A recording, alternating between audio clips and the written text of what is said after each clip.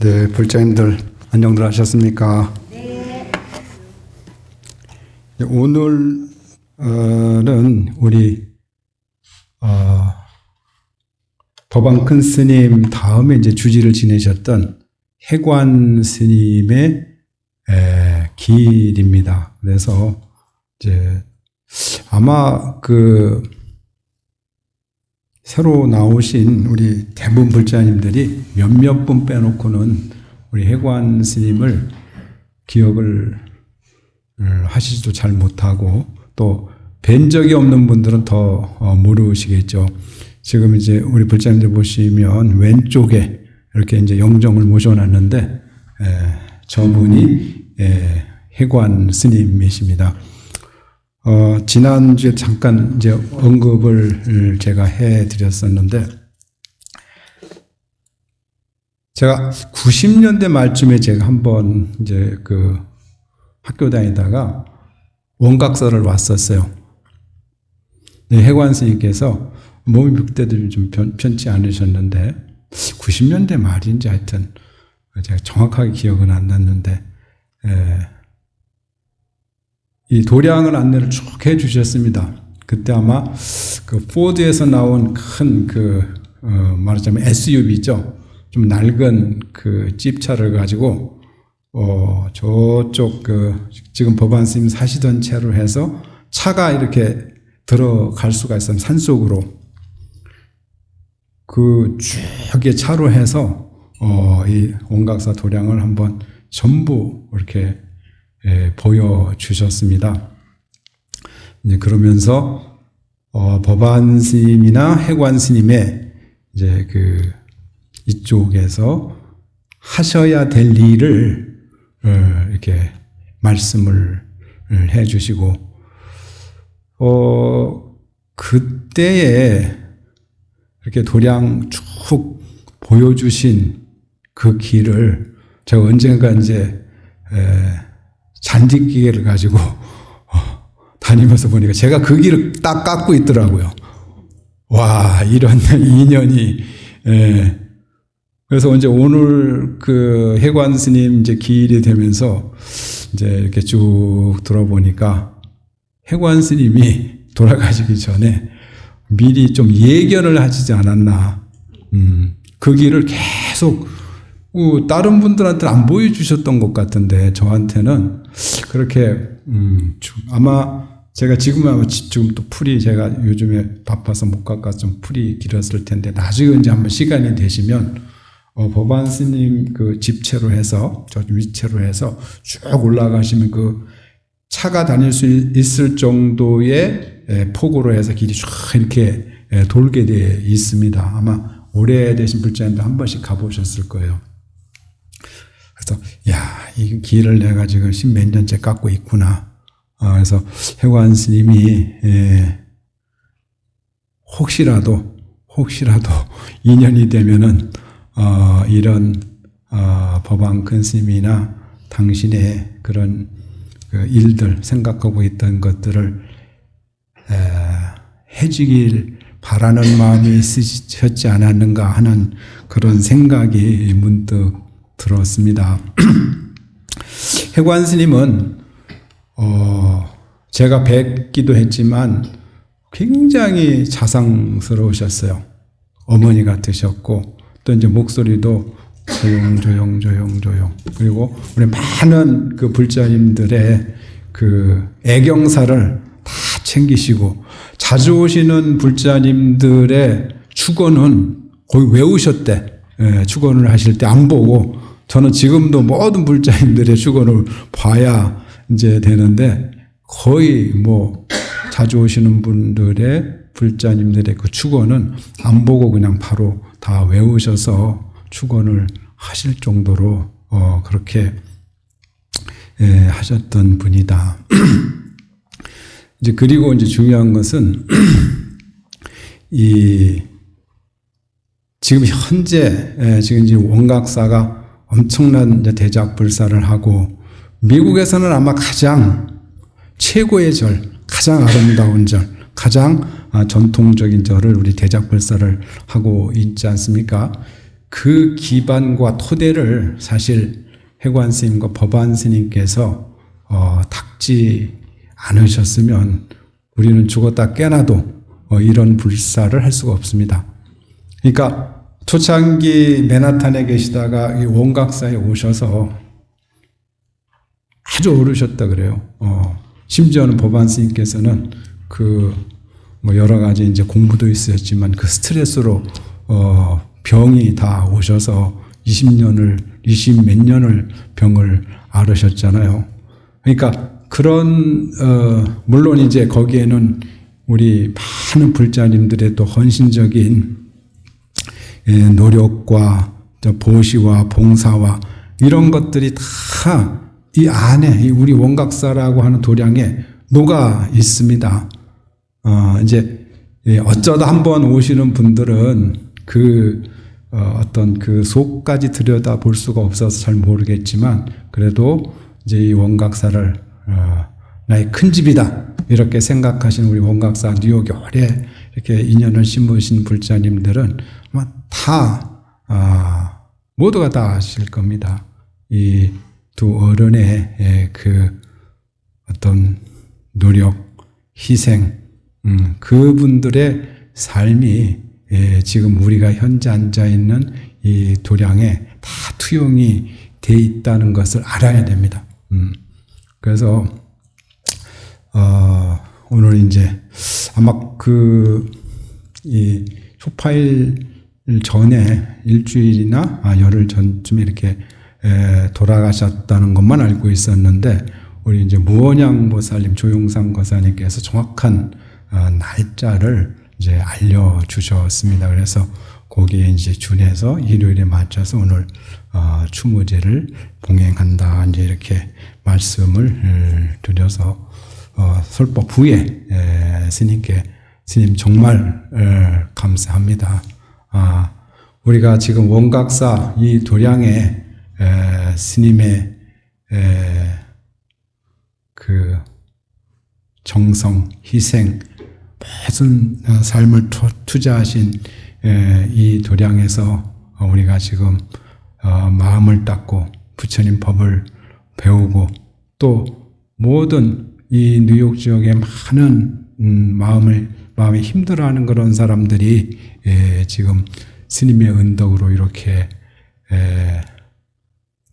우리가 도량을 의지해서 살아가고 있습니다 하는 감사의 차를 한 잔씩 올리려고 하고 있습니다. 저는 뭐 이 도량뿐만은 아니겠죠.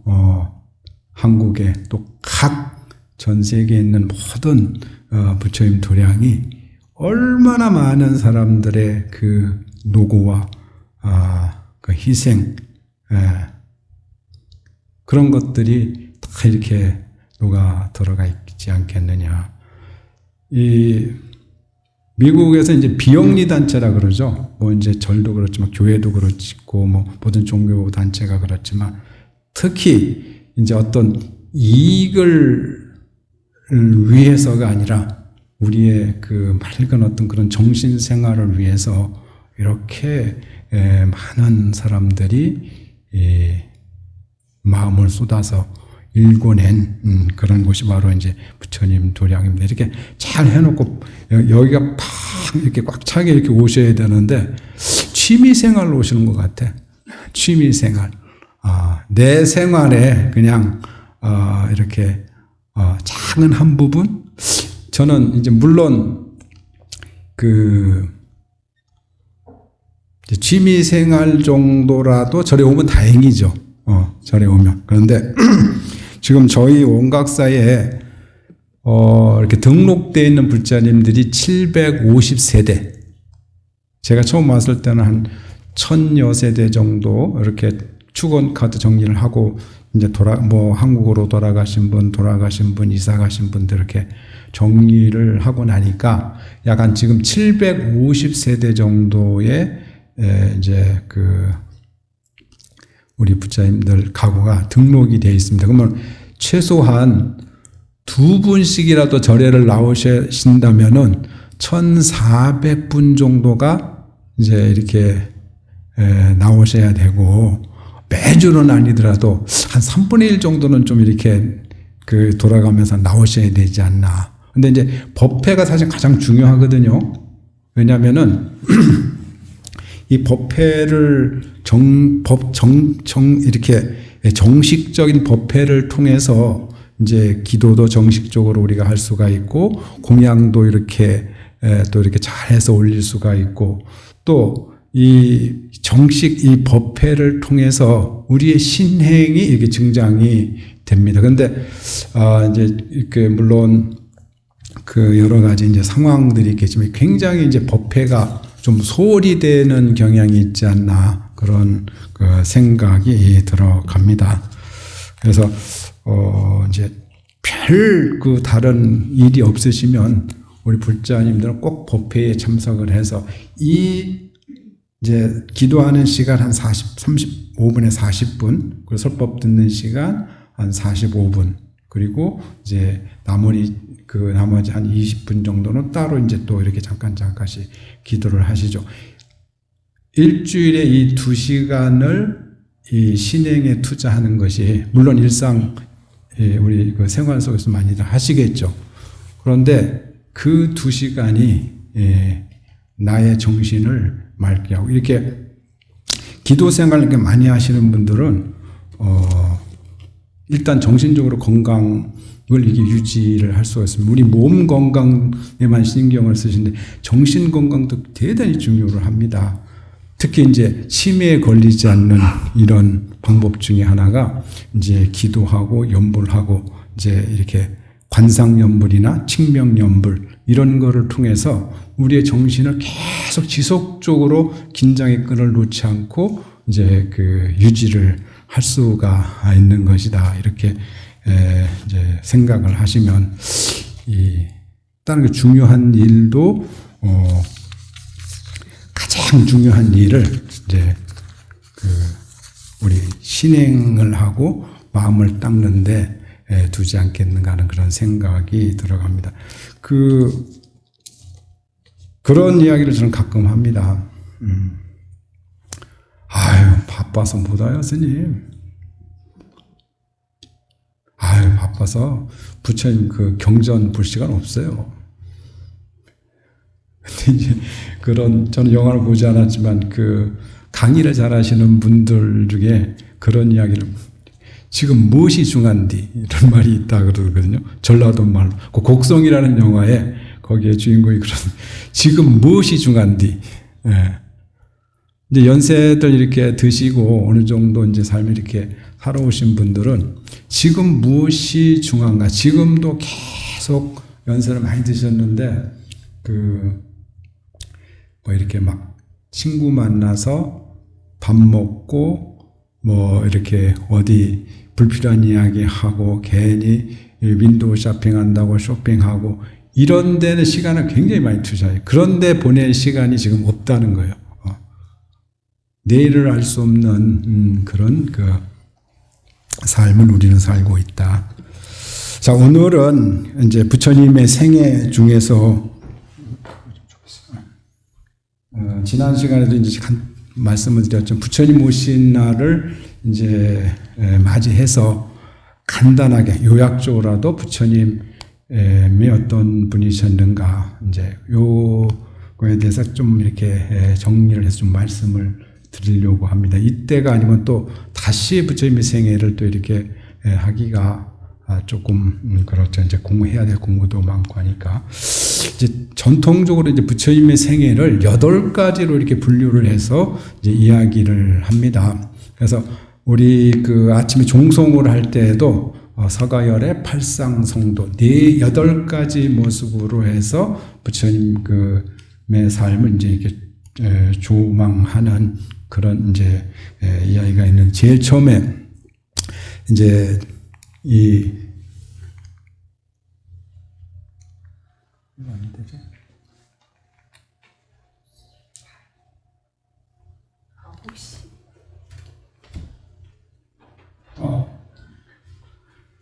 제일 처음에 이제 왜 그런지 아세요?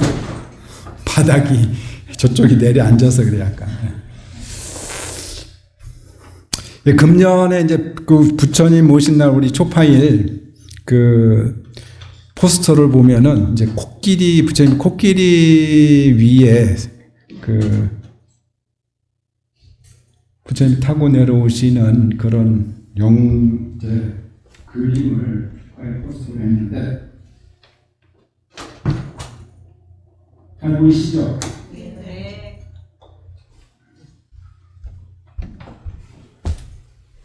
네. 요게 이제 보통 이야기한 도솔내의상이라고 한문으로는 이렇게 이야기를 합니다.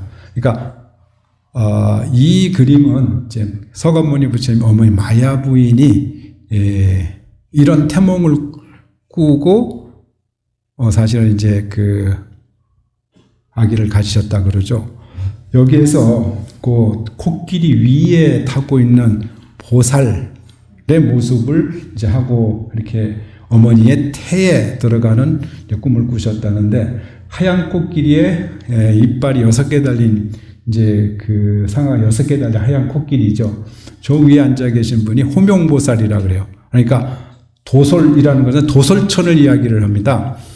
예, 그 불교 이제 인도의 그 세계관에 우리가 사는 세계를 욕계, 색계, 무색계 이렇게 이야기를 해요. 뭐는 이 도솔천은 이제 천상세계예요. 천상세계. 그러니까 천상세계는 우리가 사는 인간 세계 말고 우리 그 천상세계를 이야기를 하는데, 사왕천, 사천왕이 산다는 사왕천이 있고, 그 위에 도리천이 있고, 그 위에 도솔천이 있고, 그 위에 야마천, 그 다음에 타와자재천, 화락천, 이렇게 해서 6개 단계의 아주 높은 하늘이 있는데, 이 부처님이 이 세상에 오시기 전에 많은 전생 이야기죠. 그러니까 윤회를 이렇게 이해를 해야 부처님이 많은 그런 복과 공덕을 닦으셔서 이제 이 세상에 마침내 호명보살, 전생의 호명보살이 금생에 이제 시달타 태자로 태어나서 이제 성도를 이루셨다. 그러니까 이 옛날에는 부처님의 탄생 강탄이라는 말로 썼습니다. 무슨 이야기냐면은 내려오셨다는 거예요. 어머니 태중에 내려오셔서 탄생을 하셨다. 그래서 강탄이라는 말을 씁니다. 여기서는 이제 그 보살, 그 서가모니 부처님 전생 호명보살이 이제 이렇게 어머니 태중에 드는 이런 거를 이제 시작으로 이제 부처님 전생 그 이야기를 시작으로 이제 부처님 이야기했던 그 라이프 생애를 이야기를 이제 하고 있죠. 부처님 전생 이야기 중에 이제 이 보통 전 세계의 그 여러 성전 중에 성인들의 전생 이야기를 하고 있는 그 경전은 불교 경전밖에 없습니다. 보통 이제 자타카라고 하고 한문으로는 본생경이라 그래요. 그러니까 이 세상에 오시기 전에 전생에 오랜 헤아릴 수 없이 많은 오랜 겁을 닦으셨다. 그러니까 우리는 지금 현재 이 생이 처음이자 마지막이라는 그런 생각을 가지고 현대인들은 대부분 살아가고 있습니다. 그런데 이 생이 지금 우리가 살고 있는 이 모습이 처음이자 마지막이 아니라 우리는 과거 전생으로부터 끝없는 어떤 업의 결과로 해서 이제 이런 여러 가지 삶의 형태로 태어나고 죽고 한다. 윤회를 이제 이야기를 하는 거죠. 그래서 이제 저희 전생 부처님 설화 중에 여러 가지가 있는데, 대부분 그 본생경에 547개의 본생 그 담이 이야기가 있습니다. 전생 이야기가. 그 중에 설산동자 이야기도 있고, 이제 원숭이 왕 이야기도 있고. 그러니까 때로는 사람으로 태어나서 수행자로, 때로는 왕으로, 때로는 동물 중에서도 왕으로 태어나서 그 다른 동료들이나 다른 생명을 구제하는 그런 보살행을 이제 사셨다는 거죠. 이 한 가지 이야기로 원숭이 왕 이야기가 있어요. 이 경전에 보면 전생에 이제 그 부처님이 원숭이 왕으로 태어났다는 거예요. 근데 그 원숭이들이 많이 사는 그 숲에 망고가 그렇게 맛있는 망고가 있었다는 거예요. 그래서 이제 항상 그 원숭이 왕으로 태어난 이제 그 원숭이 왕이 조심해야 된다. 이 망고가 혹시라도 떨어져서 계곡물로 이렇게 휩쓸려서 사람 손에 들어가면 잘못하면 우리는 죽는다. 그런데 그렇게 조심을 했는데도 이제 망고가 떨어져서 그 맛있는 망고가 왕에게까지 갔다는 거예요. 그 나라 왕에게. 왕은 이렇게 맛있는 망고를 어디서 가져왔냐? 그 망고를 이런 데서 가자. 해가지고 이제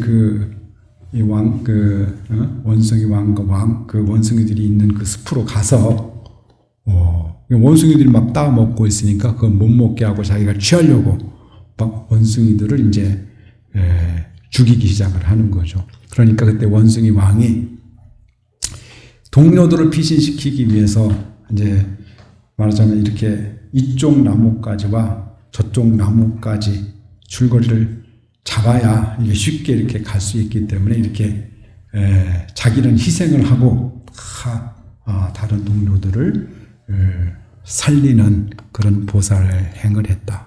그런데 이제 또 항상 보면 이야기 스토리를 어때요? 나쁜 놈이 꼭 한 명씩 있어요. 그래가지고 마지막으로 건넌 다음에 그 원숭이 왕을 발로 팍 밟아가지고 계곡에 떨어져서 사람 손에 잡히겠다는 거지. 이제 그런데 그 왕이 동료들을 그렇게 희생해서 살리는 것을 보고 찬탄을 하고 어찌하여 그대는 다른 원숭이들처럼 피신을 하지 않고 다른 동료들을 살려주었는가 하니까 그때 이제 원숭이 왕이 나는 세세생생 보살도를 닦는 그런 수행을 하는 존재로서 그는 나에게 아무 내가 죽는다 하더라도 다른 동료들이 살 수 있다면 나는 그것으로 만족하다. 빨리 죽여라. 그런데 죽이지를 않고 살렸다는 거죠.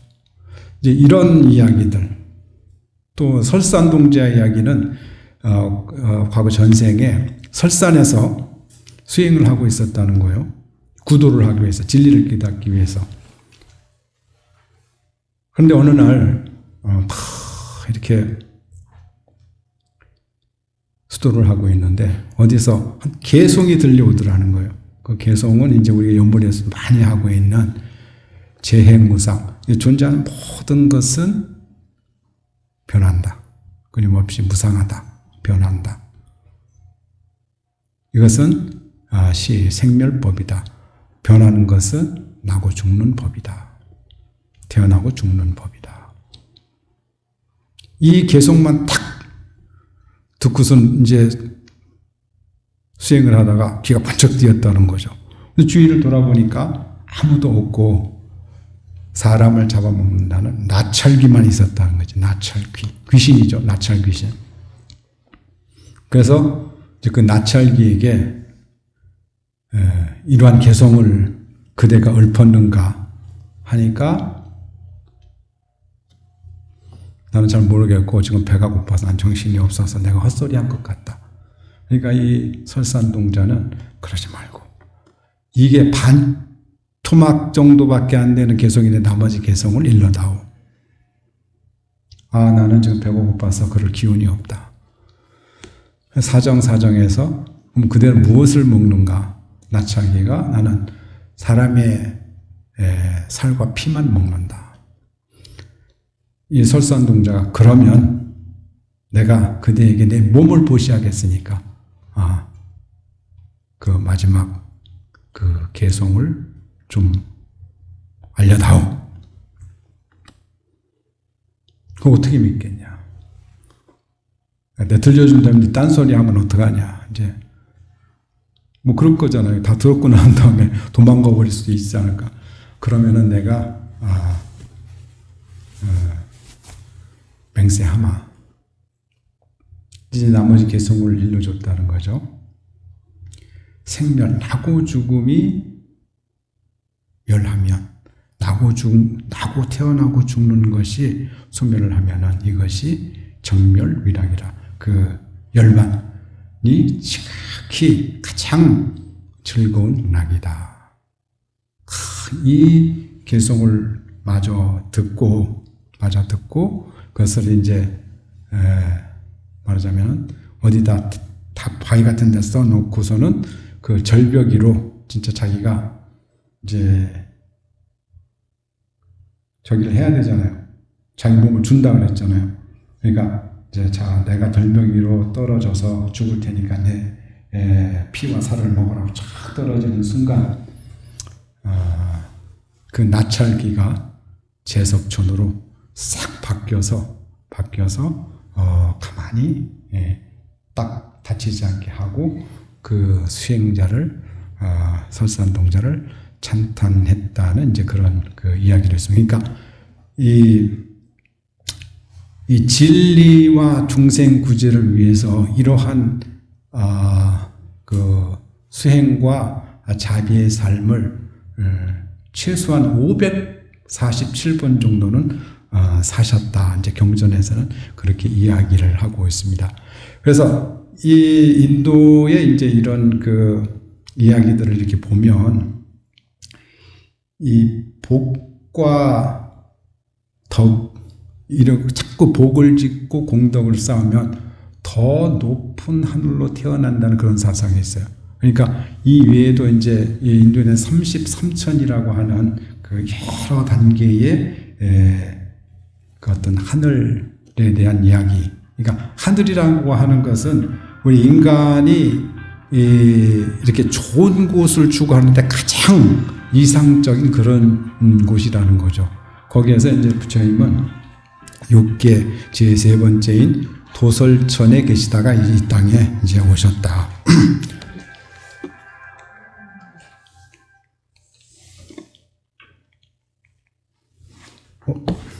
두 번, 아이고, 이 말을 잘 해줬네.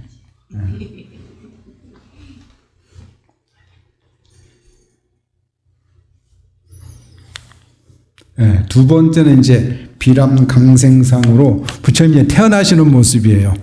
그러니까 지금의 이제 지금 현재는 네팔의 타라이 지방이고 그 당시에는 이제 카필라 바스투라고 하는 그 작은 왕국의 이제 왕자로 태어났습니다. 어머니는 마야 왕비, 아버지는 슈또다라. 이제 한문으로는 정반왕이라고 하고 이제 어머니는 마야 부인이다. 이렇게 이야기를 합니다. 여기에서 이제 그 지난주에 말씀을 드렸듯이 이렇게 태어나시면서 오른손은 이렇게 위로 들고 왼손은 밑을 가르치면서 천상천하 유아독존이다. 하늘 위 하늘 아래 나홀로 존귀하다. 삼계계고 아당한지. 삼계 이 세상이 모두 고통 속에 빠져 있으니 내 이를 마땅히 편안케 하리라라는 이제 개성을 읊었다고 이제 경전에 이렇게 전하고 있죠. 그리고 사방으로 이렇게 7걸음을 걸으셨다 그래요. 동쪽으로 7걸음, 남쪽으로 7걸음, 서쪽으로 7걸음, 북쪽으로 7걸음. 7걸음 걷는 곳에 이제 연꽃이 피어났다. 이제 이것을 이제 상징을 부처님의 탄신을 상징적으로 불전문학에서 표현하고 있는 것이다.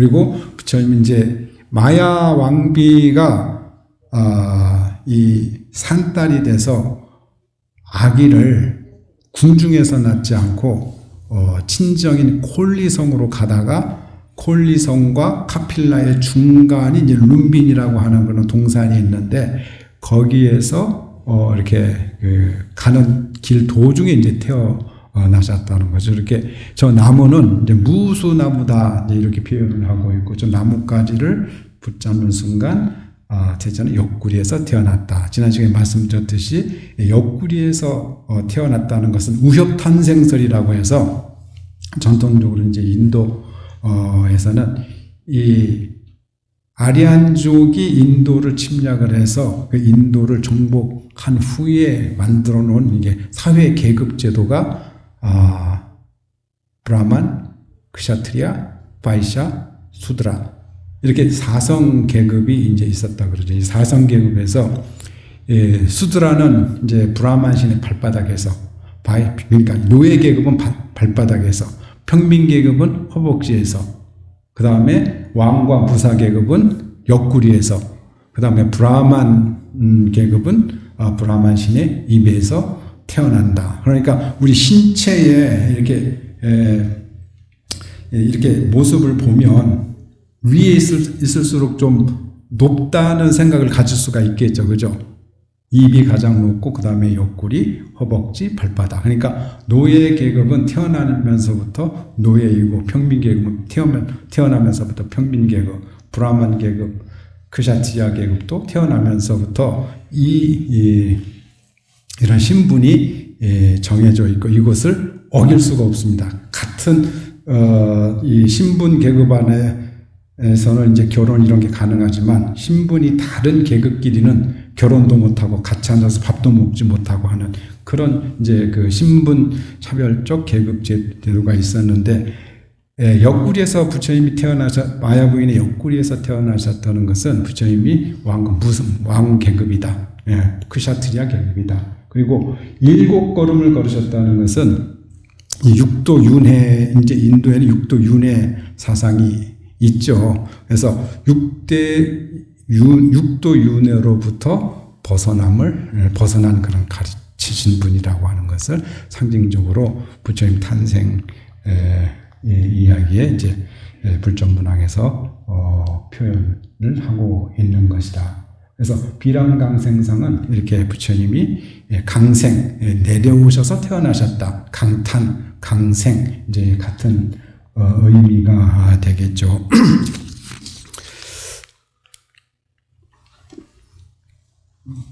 됐어요. 이제 세 번째는 부처님이 이제 사문유관이라고 해서 이렇게 말하자면 성 밖을 이제 이렇게 4개의 성을 보는 이제 모습입니다. 그러니까 4개의 성문 밖으로 나가서 제일 처음에 이제 늙은 사람을 본 거죠. 늙은 사람. 그 다음에 병든 사람. 그 다음에 사람이 죽어서 이제 이렇게 장사를 지낸 죽은 사람. 그러면 마지막 북쪽문에서 이제 출가해서 진리를 구하는 수행자를 보는 그런 이제 모습이 사문유관상이다.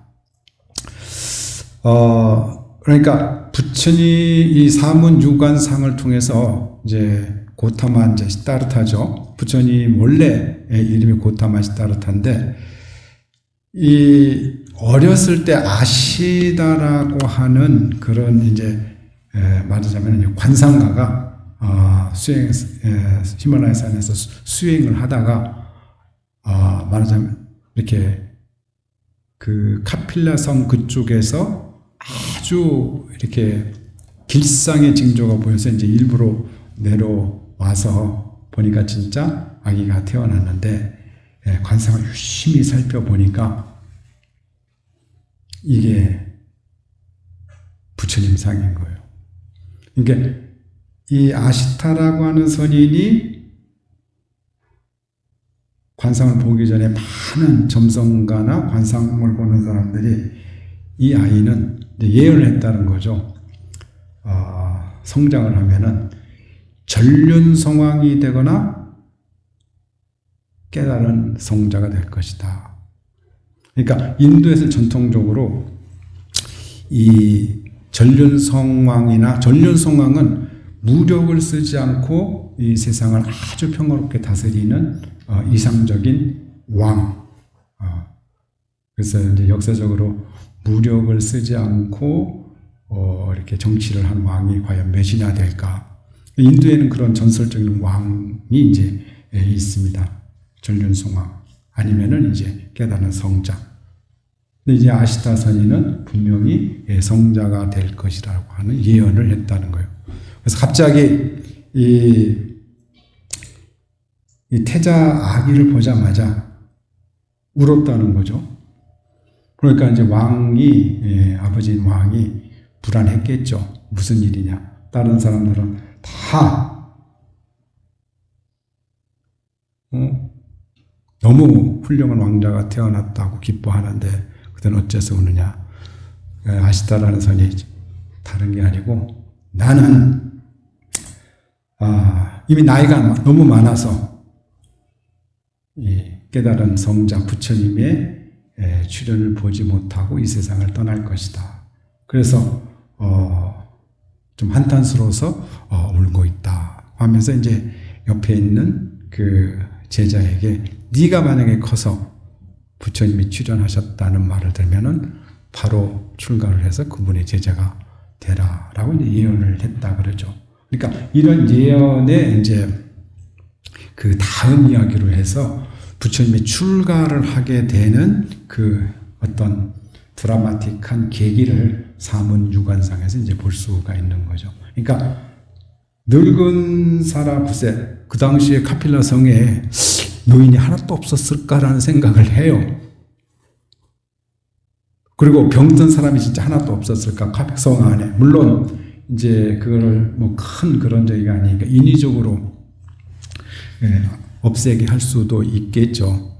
근데 이런 생로병, 태어남, 늙음, 죽음, 병듦, 죽음을 이렇게 보게 하고 그리고 마지막에 출가, 수행한 진릴구도하는 그런 수행자를 보게 함으로써 이제 부처님의 출가하게 된 그런 동기가 이제 드라마틱하게 이제 전개가 되는 겁니다.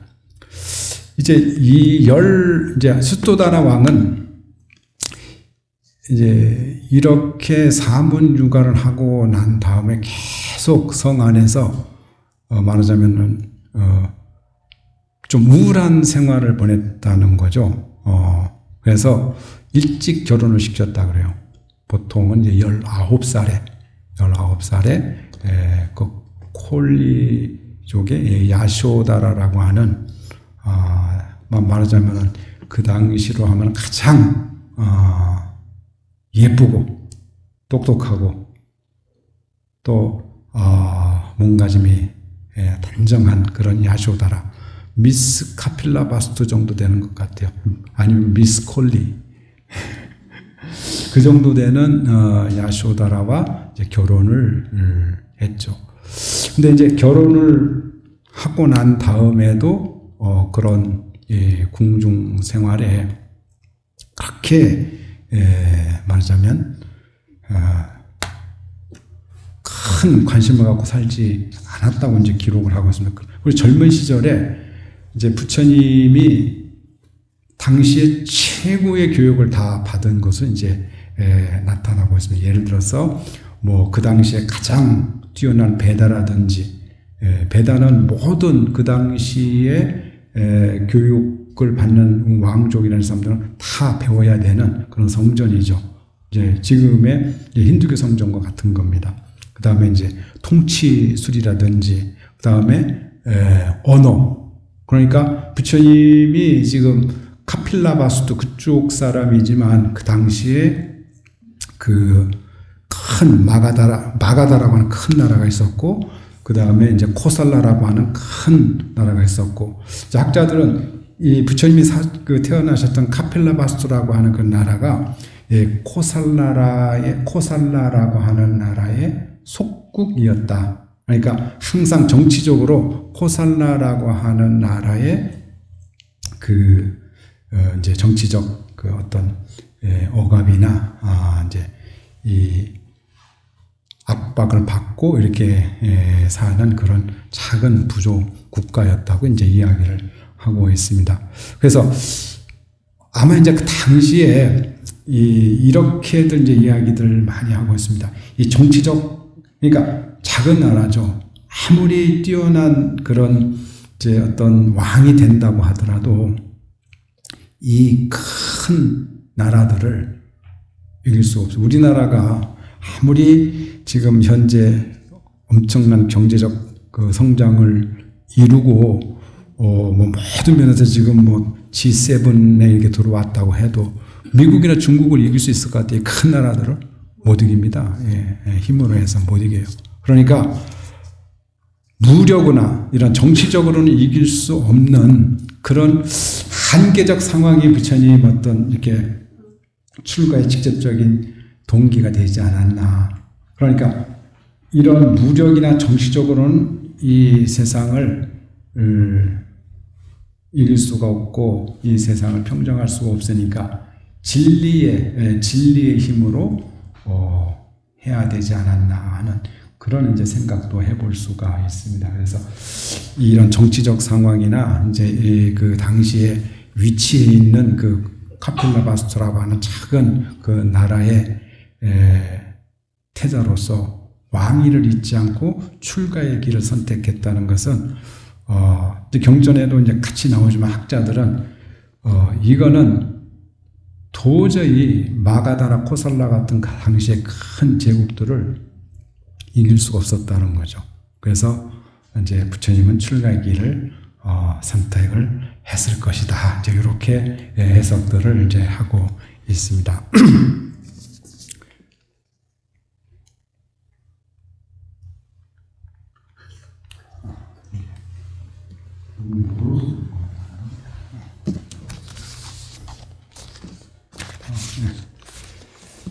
이제 이 사진은 이제 그 마부를 타고 이제 닭이 지금으로 말하자면은 저게 아마 페라리급 정도는 되는 말이 아니었는가 이렇게 이야기를 합니다. 그러니까 이제 당시에 왕족들이 타는 그 말들은 굉장히 좋은 말이었다는 거예요. 가장 좋은 말. 그 말을 타고 성을 넘어서 출가하는 모습입니다. 이게 이제 부처님이 이제 그 출가를 할 때에 찬타카라고 하는 마부를 데리고 이제 출가를 합니다. 출가를 이제 하는데 이 출가하기 전에 바로 아들이 태어났어요. 부처님 아들 있었다는 다 아시지요? 네. 아들 이름이 뭐예요?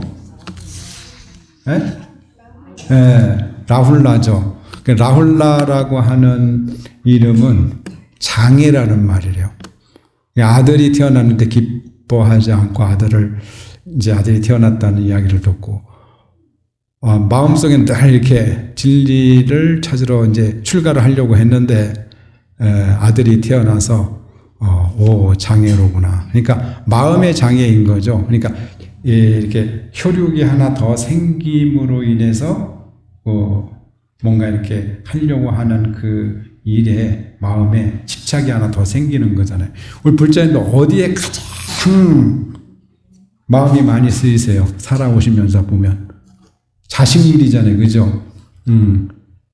자식은 저는 잘 모르겠지만 눈에 넣어도 아프지 않다. 어렸을 때 그런 말 하듯이 자식이 아프면 어머니도 아프고 자식이 기쁘면 어머니도 기쁘고 이제 이런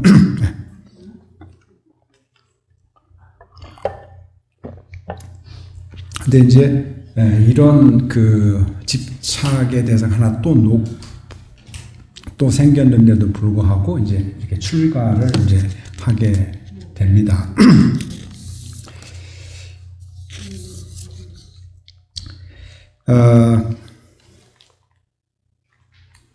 다음. 이거 스님이 넘겨주세요. 가까이에서 하면 될 것 같아. 너무 좀 멀어서 그런 것 같다.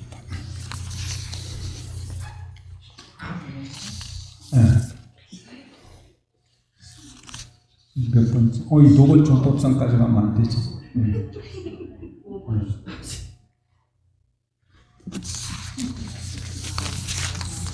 설산수도상으로 가야 되는데.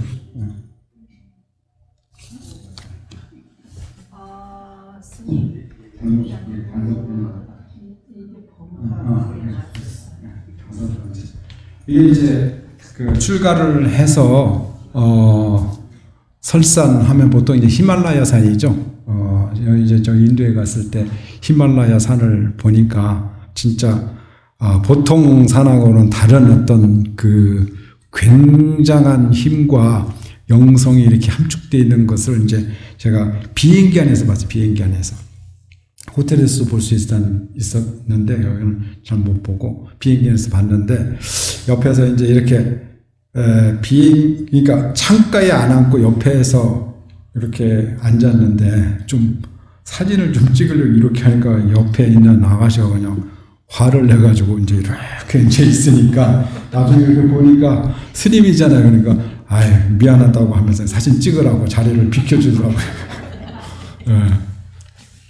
그래서 이제 막 어린애 같이 제가 그냥 그 히말라야 산을 부처님이 저기서 이제 그 수도를 하셨구나 해가지고 그 산을 제가 그 비행기 요 창고로 해서 카메라를 넣어가지고 찍어온 사진이 몇 장이 있는데 제가 나중에 한번 보여드리겠습니다. 그래서 이렇게 이제 수도를 하셨는데 이제 점점 이렇게 그 고행을 처음에 하셨다는 거예요. 6년간 고행을 했는데 그 고행의 정도가 경전에서는 그 과거나 앞으로도 나만큼 이런 고행을 한 그런 수행자는 없을 것이다라고 이제 경전에서 이제 수리하는 그런 내용이 나옵니다. 제일 처음에는 이제 이 고행주의를 선택을 했고 이제 고행주의와 나중에는 그 스승이 두 분이 있었는데 유명한 이제 경전에는 두 스승이 나옵니다. 이제 알랄라깔라마 말이 좀 이상하죠. 알랄라깔라마와 우따까라마 부타라고 하는 그 두 스승이 있었는데 이 두 스승은 선정주의 그러니까 명상을 통해서 어떤 이 최고 높은 그런 경지까지 간 스승으로 알고 있는데 이 스승들이 이야기하고 있는 선정 단계는 이제 나중에 경전에서는 이제 그 구차제정이라고 해서 부처님이 말씀하시는 비상비비상처청이라고 하는 그런 선정 단계가 있어요. 선정의 8번째 단계. 그 다음에 그 7번째 단계 무소유처정이라고 하는 그런 선정 단계까지 갔던 그러한 이제 스승들이었다. 이제 이 알랄라깔라마와 무따까라마 부타가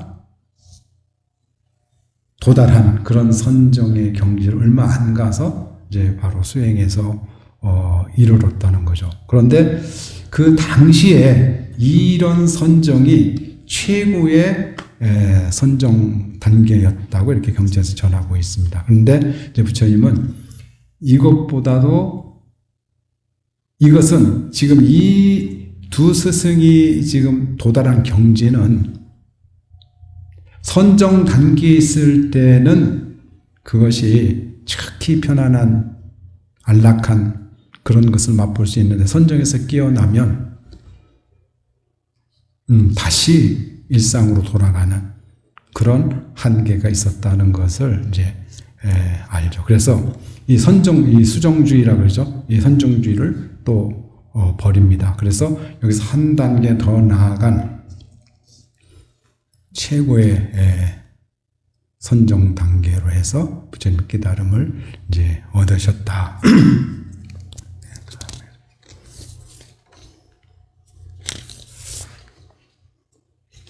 이 고행을 이제 수정주의와 이제 고행주의로 해서 이제 이렇게 부처님은 이게 맞아요? 6번째 수학마상 6번째로 한번 해봤어요.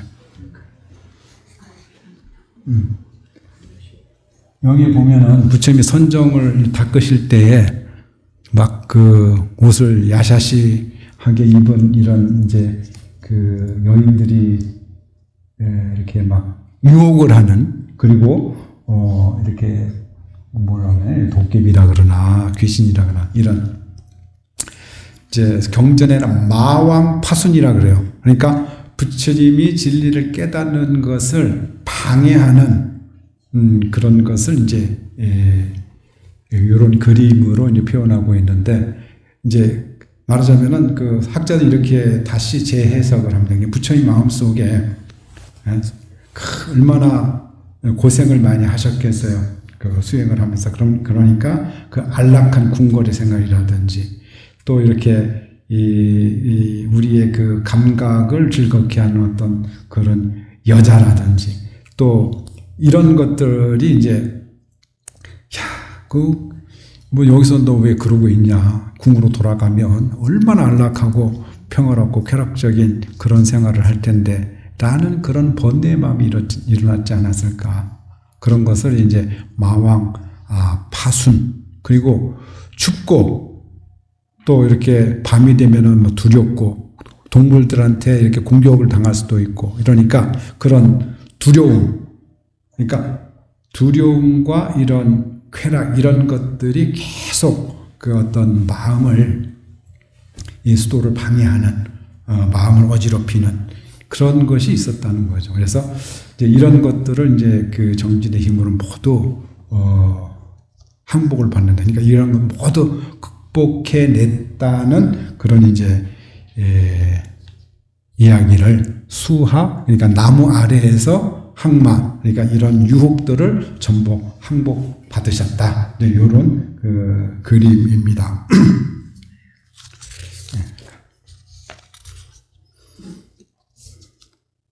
이제 경전에는 중부경전에 이제 그 수행했던 때 이런 그 내용이 있습니다. 어떤 바람한테 이야기를 하는 겁니다. 아까 뱃사여, 나는 이와 같이 생각했다. 옛날 어떤 사람은 바라문이 어떠한 격심한 고통을 받았다 해도 내가 받은 그 이상의 고통은 없었다. 또 미래에 어떠한 사문 바라문이 어떠한 격심한 고통을 받게 되더라도 내가 받은 것 그 이상의 고통은 없었을 것이다. 현재 어떠한 사문 바라문이 어떠한 격심한 고통을 받는다고 해도 내가 받은 것 그 이상의 고통은 없다. 그러나 이러한 격심한 고행에 의해서도 나는 일상의 인간이나 법을 초월한 최고의 지견에 도달할 수 없었다. 깨달음에 이르는 다른 도가 있을 것이다. 근데 이런 이 고행, 이제 수행과 고행을 이제 버리고 부처님이 이제 이런 나무 아래서 모든 그런 유혹이나 두려움을 다 조복받으시고 이제 깨달음을 얻으시죠. 깨달음을 얻으신 그런 다음에 이제 법을 설하시는 장면입니다. 부처님이 출가를 하셨을 때 나중에 부처님 왕이 5 사람 그 신하들을 딸려보냈다는 거예요. 그래서 같이 수행을 하면서 만약 무슨 일이 난 너희들이 태자를 보호해라. 같이 이제 수행을 했는데 처음에는 부처님이 이 고행을 마치고서 내란자라 감가에서 그 소녀한테 유미죽, 그러니까 그 쌀과 우유로 이렇게 끓인 죽을 얻어먹고 몸을 회복하는 그런 이제 그 일이 있는데, 그 당시에 고행을 포기했다는 것은 완전히 그 수행자의 길을 포기했다는 것과도 같습니다. 그래서 이 5 제자들이 처음에는 떠나가 버려요. 그러니까 더 이상 타락한 사람이다. 고타마 시타타 태자는 타락한 사람이다. 그런데 이제 깨달음을 얻고 난 다음에 제일 처음에 5 제자들을 교화를 하게 됩니다. 이제 이 5 제자들을 교화하기 전에 깨달음을 얻으시고 난 다음에 누구를 제일 먼저 누구에게 법을 설할까 생각을 했을 때 처음에 우타카라마부타하고 알라나 깔라마라가오는 자기 스승들을 떠올렸는데 그 사람들은 이미 세상에 없는 사람들이라 그 다음에 같이 수행을 했던 이 5 제자들에게 처음 법을 설하게 된 거죠. 여기에서 중요한 이제 그 불교의 초전 법륜이라고 그래요. 이 5 제자에게 최초로 법을 설한 그것을 초전, 처음으로 법의 바퀴를 굴렸다. 이렇게 이제 이야기를 하고 있는 초전 법륜인데 여기에서 이런 법문을 하십니다. 부처님이 이제 처음에 그 왕궁에서 살았을 때는 육체적으로 굉장히 쾌락적인 그런 삶을 사셨어요. 그리고 수행을 하셔서는 굉장히 그 몸을 학대하고 고통스럽게 하는 그런 그 고행을 하셨어요. 그래서 근데 그 쾌락적인 생활도 그렇고 그 고행을 하는 그런 삶도 사실은 진정한 깨달음을 가져오지 못한다. 그래서 부처님은 그 두 길을 버리시고 나름의 이제 길을 개척을 하셨는데 그것을 불교에서는 중도라고 합니다. 중도. 그래서 이 제자들에게 이제 갔을 때 제자들이 이런 이야기를 하죠. 저 사람 타락한 사람이다. 우리 받아주지 말자. 그런데 이렇게 깨달음 얻고 시달대자 가니까 자기들도 모르는 사이에 일어나서 바루를 받아주고 바로 밥그릇입니다. 밥그릇을 받아주고 자리를 마련을 해주고 그래서 이제 고타마여 버시어 그대는 무엇을 알았기에 그렇게 얼굴이 빛나는가. 그래서 이제 그때 선언을 합니다. 열애에게 고타마나 버시어라고 불러서는 안 된다. 아주 단호하게 이야기를 하고 그 다음에 중도를 이야기합니다. 수행자는 2 가지 극단을 피해야 된다. 하나의 극단은 뭐예요? 쾌락에 육신의 쾌락에 빠져서 사는 그런 하나의 극단.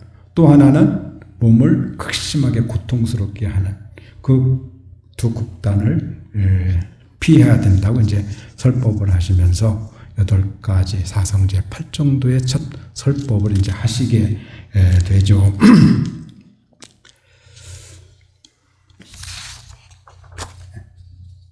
자꾸 그쪽으로 가죠.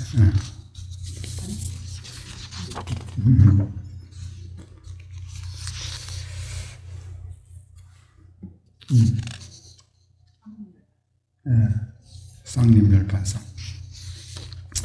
자, 여러 가지 이제 이런 첫 법륜을 굴리신 이후에 대단히 많은 이제 설법을 45년간 그래서 출가해서 보통 이제 19살에 결혼을 하시고 29살에 출가를 해서 6년간 수행을 하신 다음에 35살에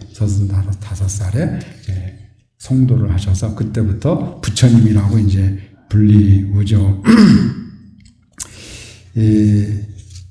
45년 동안 이제 여러 인도의 지역을 다니면서 교화 활동을 이제 하셨습니다. 처음에는 이제 야사라고 하는 그런 당시에 이제 아주 좀 엘리트 청년들이 있었는데 이 청년들을 교화를 하셔서 이 청년들이 전부 출가를 하게 됩니다. 그래서 이제 전도 선언을 하셔요.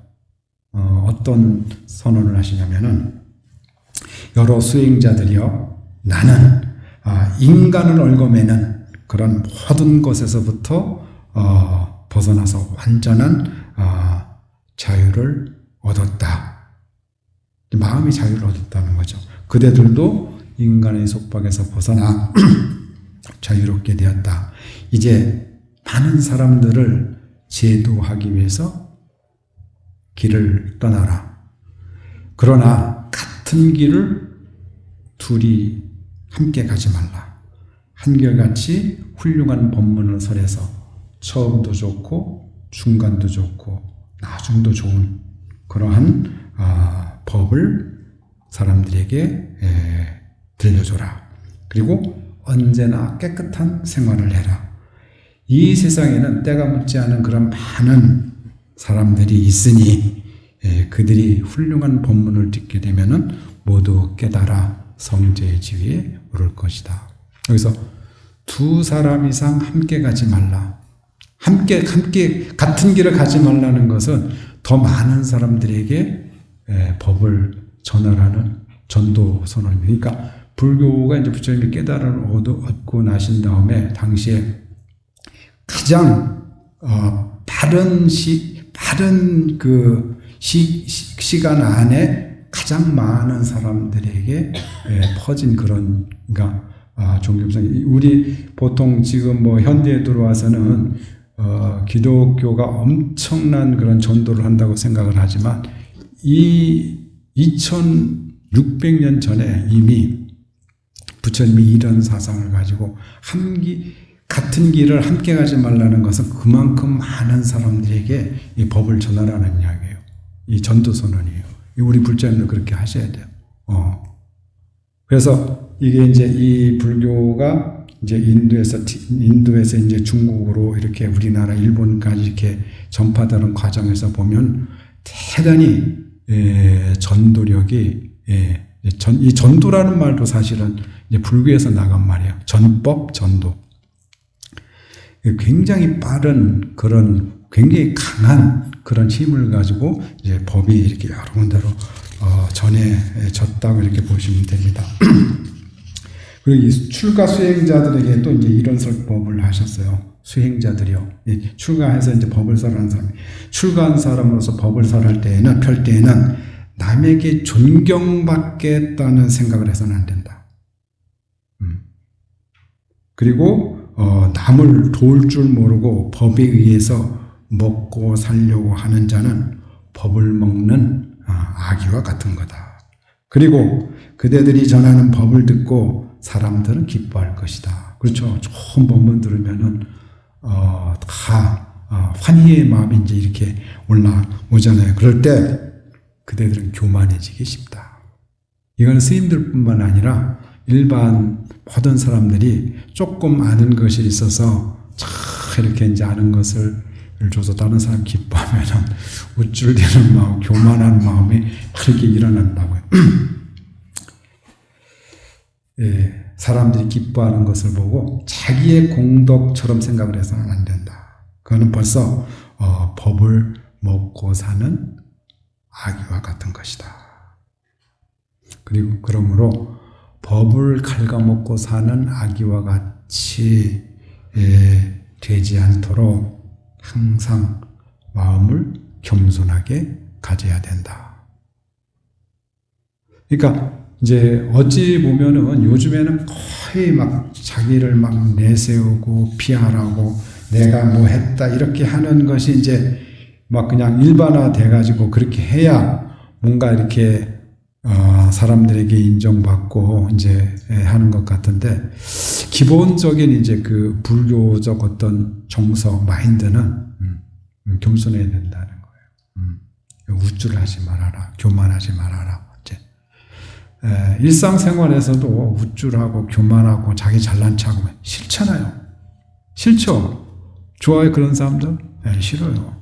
그런데 살다 보면 자기도 모르는 사이 금방 그렇게 되기가 쉬워요. 내가 뭐 좀 잘하는 게 있으면 그러니까 우스갯소리로 하는 것 말고 그렇게 해서 세상을 굉장히 어지럽히는 그런 이제 사람이 있습니다. 또 한 가지 이제 이야기를 더 드리면 교화 과정에서 이 가섭 그 세 가섭 삼형제 가섭과 제자들이 이제 그 부처님 제자가 되는 그런 굉장히 중요합니다. 교단에서 이 사람들이 가지고 있던 제자들이 500명, 300명, 200명 야사와 그 제자들이 이제 해가지고 나중에 금강경 같은 데 1250명으로 나오거든요. 이 가섭 삼형제 제자들은 배화교도들, 불을 섬기는 그런 그 종교의 지도자들과 그 제자들이었어요.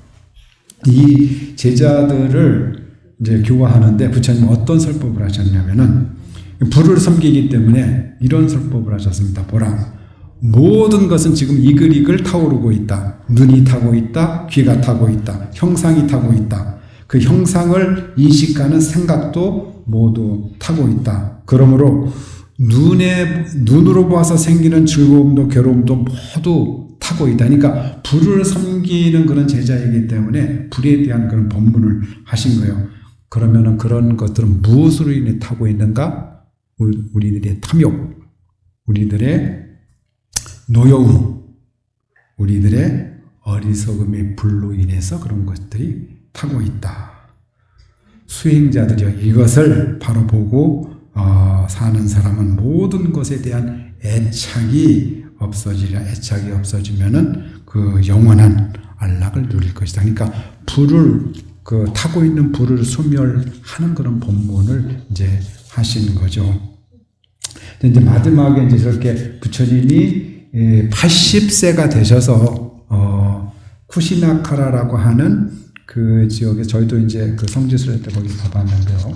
쿠시나카라라고 하는 그런 성지 사라쌍수라 그래요. 사라수라고 하는 나무 2개가 이렇게 있는 그 밑에서 이렇게 이제 열반에 이제 드시는데 두시면서 이제 부처님은 이제 마지막 유훈을 이제 하십니다. 마지막 유훈에 이제 평생 20 몇 년을 이제 시봉하던 안한다가 이제 막 울었습니다. 우니까 이제 아마 그때까지 안한이라고 그러니까 제자는 상수 제자 중에 가섭과 안한이 가장 유명한데 이 안한 제자가 이제 울었어요. 이제 그때까지 깨달음을 못 얻었다고 하는 이제 기록이 있는데 안한이 울지 마라. 가까운 사람과 언젠가는 한 번은 헤어지기 마련이다. 한 번 태어난 것은 반드시 죽게 되어 있다. 죽지 않기를 바라는 것은 어리석은 생각이다. 그대는 그동안 나를 위해 너무 수고가 많았다. 내가 간 뒤에도 더욱 정진해서 성인의 자리에 이르도록 하라. 그때까지 못 깨달은 거예요. 아란 제자는. 자, 지금 이것도 이제 중요한데요. 아마 제자들이 부처님 장례를 어떻게 할까요? 이렇게 물어봤던 것 같아요. 그러니까 그대들 출가 수행자들은 열의 장례 같은 것은 상관하지 말라. 그대들은 오로지 진리를 위해서 부지런히 정진하라. 열의 장례는 신도들이 알아서 치러줄 것이다. 이렇게 이야기를 하고, 그 다음에 이제 유명한 그 말씀이죠. 무엇에 이제 의지해서 우리들이 수행을 해야 되겠습니까? 라는 그런 이제 그 제자들의 질문에 저는 그대들은 저마다 자기를 등불로 삼고 진리를 등불로 삼아 의지해라. 이 밖에 다른 것에 의지해서는 안 된다. 그리고 나의 가르침을 중심으로 화합할 것이요. 물에서 기름처럼 겉돌지 말라. 부처님 유훈입니다. 그래서 부자는 싸우면 안 돼요. 부처님이 입적하시면서 이렇게 간절하게 이렇게 말씀을 하셨는데, 그리고 함께 내 교법을 지키고, 그러니까 어떤 부처님의 상수제자가 가섭과 아란이지만 이 가섭이나 아란에게 이렇게 말하자면 상속자로 해서 일임을 하신 게 아니라 법에 의지하고 너 자신 진실한 너희 자신의 의지에서 수행을 하라는 유언을 이제 남기신 거죠. 자, 여기서 또 한 가지 죽음이라는 것은 부처님이 이제 육신이 이제 돌아가셨잖아요. 그러니까 돌아가시면서 죽음이란 육신의 죽음이라는 것을 잊지 말라. 육신은 부모에게서 받은 것이므로 늙고 병들어 죽는 것은 어쩔 수 없는 일이다. 열애는 육신이 아니라 깨달음의 지혜다. 육신은 여기서 죽더라도 깨달음의 지혜는 영원히 진리와 함께 살아있을 것이다. 그대들에게. 내가 간 후에는 내가 말한 가르침이 곧 너희들의 스승이 될 것이다. 모든 것은 더덥다. 게으르지 말고 정진해라. 게으르지 말고 정진해라. 굉장히 이제 그냥 이거 당연한 말씀 같지 않은 건데 살아보면은 이러기 쉽지 않습니다. 부처님 마지막 유언을 따라서 이렇게 게으르지 않고 정진해서 진리를 등불 삼아서 이제 원래는 섬이라 그러더라고요. 섬. 근데 이제 중국으로 오면서 그 등불이라는 말로 이제 번역이 됐는데 자기 자신과 진리를 의지해서 게으르지 않고 정진하라는 그런 마지막 유언을 남기시고 80세에 쿠시나카라에서 열반에 드셨다. 그래서 지금 우리가 하고 있는 이제 모든 그 부처님의 가르침은 이런 부처님이 살아 계셨을 때 이제 말씀하신 것이 후대에 기록이 돼서 그것들을 이제 가지고 늘 부처님 말씀을 가지고 공부하고 수행을 하는 것입니다. 이렇게 짧게 8편으로 해서 이제 보통 부처님 생애를 이제 이야기를 하고 있습니다. 그래서 도설례상, 비람강생상, 삼원유관상, 유성출가상, 설산수도상, 수화항마상, 로건전법상, 쌍림열반상 이렇게 8조각으로 부처님을 이제 이해를 하면 부처님 어떤 삶을 이제 살다 가셨구나 라는 것을 이제 아실 수가 있습니다. 좀 오랜 시간 요 때가 아니면은 또 이렇게 부처님의 생애에 대해서 살펴볼 수 있는 시간이 없을 것 같아서 좀 시간이 많이 지났는데 이렇게 말씀을 좀 정리 요약을 해서 말씀을 드렸습니다. 오늘 설법은 이것을 마치도록 하겠습니다.